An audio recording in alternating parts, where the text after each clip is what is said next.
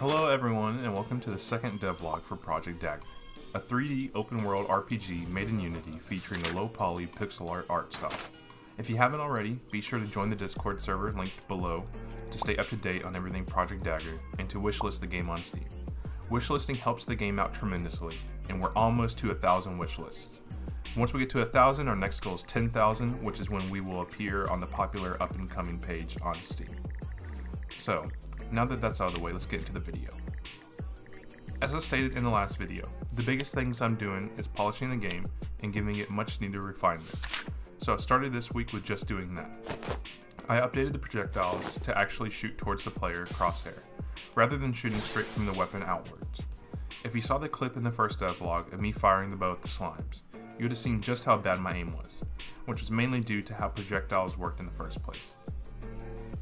I also worked on adding in staffs and wands since the projectiles were now fixed. I increased the player attack range and improved the attack animation to portray the range at which you can hit enemies. Something else I've been meaning to add is adding in the on-screen damage counters. Because damage you deal is random between two values, having an on-screen damage counter is a great way to portray and to help visually give the player an idea of how much damage they are doing to an enemy. Another thing I added in to go with the system is enemy nameplates. So now whenever you mouse over an enemy or deal damage, an enemy's nameplate will appear on your screen. It'll show you how much health they have in hearts, just like how the player's health is represented, as well as their name. This way you can kind of get a pretty decent idea whether or not you're going to be able to take on this enemy or whether or not you need to leave and run away. I felt like adding in enemy nameplates like how they are in games, like Skyrim or World of Warcraft would be a great addition. Because there's going to be so many different zones, so many different weapons and enemy types, I felt like having a way to give the player better information before entering a conflict would be imperative to having a good feeling game. Some other additions I made was I added in equip animations for weapons, sounds now for whenever you equip a weapon, and pulling it out by pressing keys 1 through 4 on the hotbar. I reduced the screen shake from enemy attacks and from the attacks that you deal. I also made it to where enemies can be stunned now after their first attack. That way, if you're in an encounter with multiple enemies, you can keep one enemy stun locked while the other two are still damaging you. This way you're not having too much challenge or too easy of a time dealing with enemy encounters. Another thing I did was fix some animations up, where if you were walking and your weapon's walk animation was playing and you opened up, say the inventory or dialogue, that animation would still play. Well, now that's fixed, so it looks a lot less jarring whenever you end up doing that. Now the animation cancels, it goes to the idle animation, and it looks like how it should be. Another thing I did was remove the bombs counter from the top right of the UI, and change the hearts to be smaller and right over the hotbar. I also made the hotbar smaller as well, and added encounters beneath each slot to represent the control scheme in a way that I felt was clean and concise. I also changed the functionality of the hearts and the health, where now whenever you equip armor, instead of it boosting your maximum health, it will now reduce incoming physical damage. I know armor was something I did not showcase in the last devlog, but it is something that is currently in the game and entirely functional. Another thing I added was attributes to go with this system. Attributes is going to be your main source of progression in Project Dagger. Currently, each time you complete a quest, you are guaranteed at least one attribute point. Some bigger quests that are more connected to the main storyline will give you more than just one attribute point. The purpose of these attribute points is to increase stats. These stats are going to be things like dexterity, wisdom, defense, strength, and vitality. The main reason why I didn't want to incorporate a player level system is that I didn't want content to feel restricted.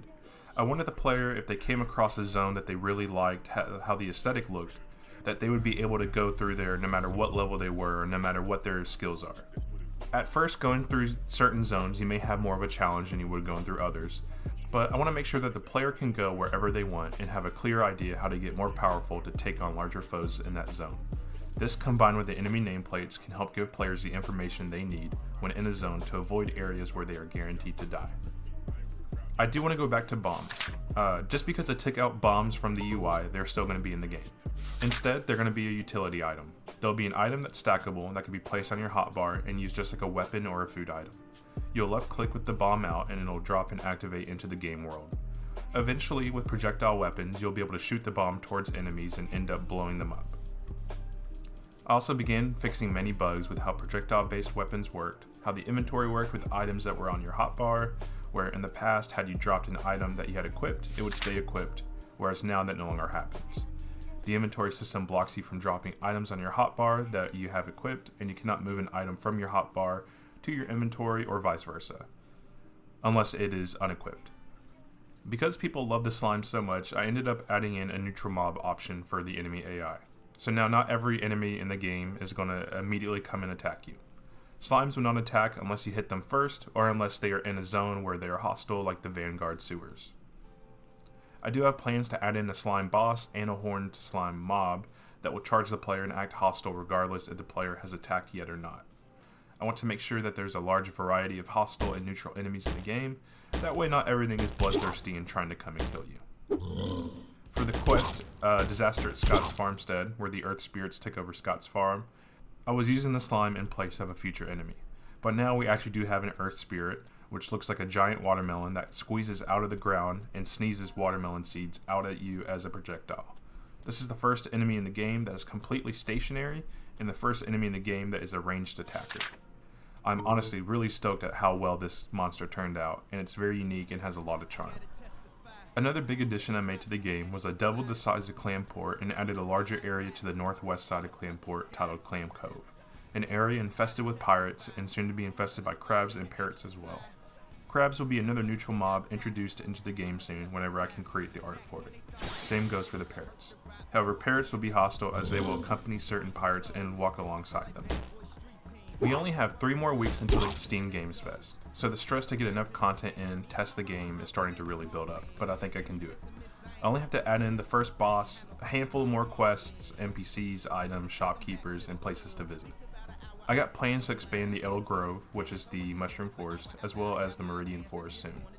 I also plan on opening up the first area in the Badlands, which is a more dry and arid region in the game. I'll show some screenshots on screen now to give you guys an idea of what it will look like. The Badlands essentially doubles the playable space within Project Dagger, and will feature defunct mineshafts, a thorny region in the northern part which will feature some unique monsters, and a handful of orc settlements. My goal since the last video has changed for the demo. I only want to include around 45 minutes to an hour's worth of content in the game. I know this is a little hard to gauge. Some people may be more interested in doing quests, while others are more interested in exploring the zones. So it's really going to be based off of the feedback I receive from the Discord server. I want there to be enough content to generate interest and help get wishlists for the game without it being so much that people feel like they've already experienced the whole game. That's going to be it for this devlog. Thank you all so much for watching. Be sure to subscribe, join the Discord server, and to wishlist the game on Steam as it helps out tremendously. We are almost at 200 subscribers on this channel, and that's such a crazy milestone for me. I do have a Ko-Fi page as well, linked in the description, if you're interested in throwing a few dollars my way to help with development. That's going to be it. See you on the next one.